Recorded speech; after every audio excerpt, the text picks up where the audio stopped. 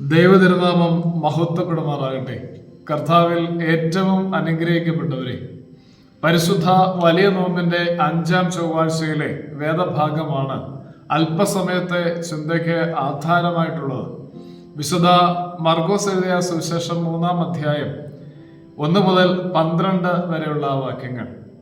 ഒരു മനുഷ്യനെ കുറ്റം വിധിക്കുവാനായി കൂടിയിരിക്കുന്ന ഒരു കൂട്ടം ആളുകളെയും അവനെ മനസ്സിലാക്കി അവന്റെ അടുക്കിലേക്ക് കടന്നു വരുന്ന ഒരു വിഭാഗം ജനങ്ങളെയും ഈ വേദഭാഗത്ത് നമുക്ക് കാണുവാനായിട്ട് കഴിയുന്നുണ്ട്.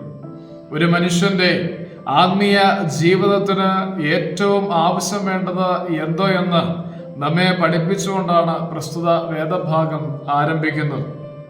വീണ്ടും ദേവാലയത്തിലെത്തുന്ന ക്രിസ്തുവിനെ പോലെ ആയിരിക്കണം എന്നുള്ളതാണ് ആ ആത്മീയ പാഠം.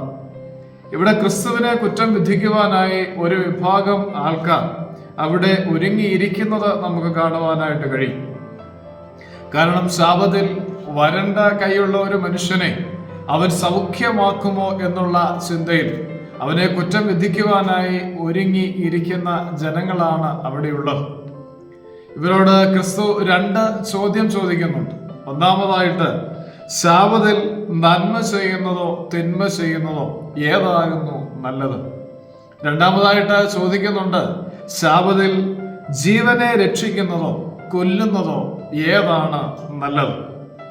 വറ്റാത്ത വെള്ളം പോലെ ഒഴുകേണ്ട നീതി നിയമങ്ങളിൽ കുരുക്കിയിടുന്ന ചിലർക്കുള്ള ഒരു വലിയ താക്കീത് കൂടിയാണ് ഈ വേദഭാഗമെന്ന് നിസ്സംശയം പറയുവാനായിട്ട് നമുക്ക് കഴിയും. എന്നാൽ ബുദ്ധിമാന്മാരായ അവർ മിണ്ടാതെ ഇരിക്കുമ്പോൾ അവരുടെ ഹൃദയ കാഠിന്യം കണ്ട് ക്രിസ്തു അവരോട് കോപിക്കുകയാണ്. പരിശുദ്ധമായ ഈ നോമ്പിൽ ന്യായം മറിച്ച് കളയുന്നവരുടെ മുൻപാകെ കോപിക്കുന്ന ക്രിസ്തു നമ്മുടെ മുൻപാകെ നിൽക്കുന്നുണ്ടോ എന്ന് ഒരു നിമിഷം നമുക്കും ശ്രദ്ധിക്കാം. നല്ലത് തിരഞ്ഞെടുക്കേണ്ട അവസരങ്ങൾ നഷ്ടപ്പെടുത്തുന്നുണ്ടോ എന്ന് നമുക്ക് ഒരു നിമിഷം ചിന്തിക്കാം. ഇവിടെ ആ വരണ്ട കൈയുള്ള മനുഷ്യനെ സൗഖ്യമാക്കിയ ക്രിസ്തു നന്മയുടെ ഒരു പുതിയ നിയമത്തെ നമ്മുടെ മുൻപാകെ അവതരിപ്പിക്കുകയാണ്. ആ പാതയിലൂടെ നമുക്കൊക്കെ യാത്ര ചെയ്യാം. ടാഗോറിന്റെ പ്രസിദ്ധമായ ചില വരികൾ ഇങ്ങനെ നമുക്ക് വായിച്ചെടുക്കാം.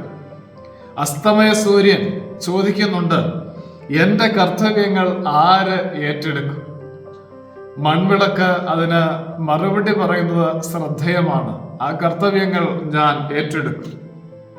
നീതിസൂര്യനായ ക്രിസ്തുവിന്റെ നിയോഗങ്ങൾ ഏറ്റെടുക്കുവാനും നിവർത്തിക്കുവാനും പരിശുദ്ധാത്മാവാകുന്ന എണ്ണയാൽ എല്ലായ്പ്പോഴും തെളിഞ്ഞു കത്തുന്ന ശോഭകലർന്ന വിളക്കുകളായി മാറുന്ന ഒരു വലിയ തലമുറയെയാണ് ക്രിസ്തു ആഗ്രഹിക്കുന്നത്.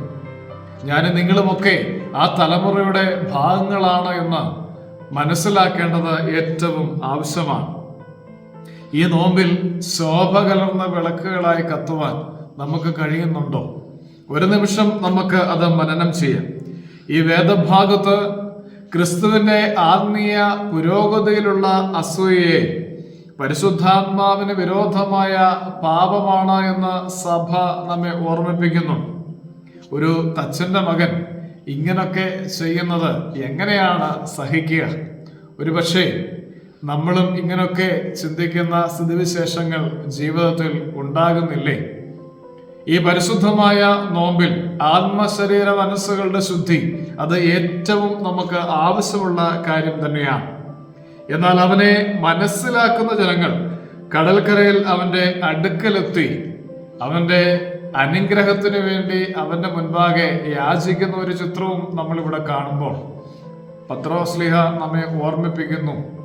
പരിശുദ്ധനായ പത്രോസ്ലീഹ എഴുതിയ 1-ാം ലേഖനം 2-ാം അധ്യായം അതിന്റെ 12-ാമത്തെ വാക്യത്തിൽ ഇങ്ങനെ നാം വായിക്കുന്നു, ജനതകൾ നിങ്ങളെ ദുഷ്പ്രവർത്തിക്കാർ എന്ന് ദുഷിക്കും തോറും നിങ്ങളുടെ നല്ല പ്രവൃത്തികളെ കണ്ടറിഞ്ഞ് ക്രിസ്തു തിരികെ വരുന്ന നാളിൽ ദൈവത്തെ മഹത്വപ്പെടുത്തേണ്ടതിന് അവരുടെ ഇടയിൽ നിങ്ങളുടെ പെരുമാറ്റം നന്നായിരിക്കണം എന്ന് ഞാൻ പ്രബോധിപ്പിക്കുന്നു.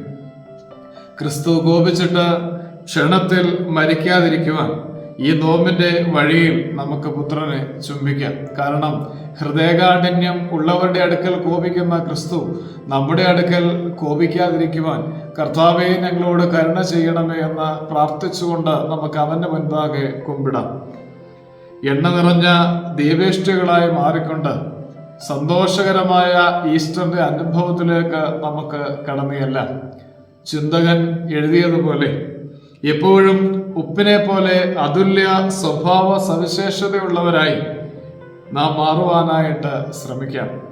ഉപ്പിന്റെ സാന്നിധ്യം നമുക്ക് അനുഭവപ്പെടുകയില്ല. പക്ഷെ ഉപ്പില്ലാതെ വന്നാൽ അതിൻ്റെ അസാന്നിധ്യം ശ്രദ്ധിക്കപ്പെടും. ദൈവം നമ്മെ അനുഗ്രഹിക്കുമാറാകട്ടെ.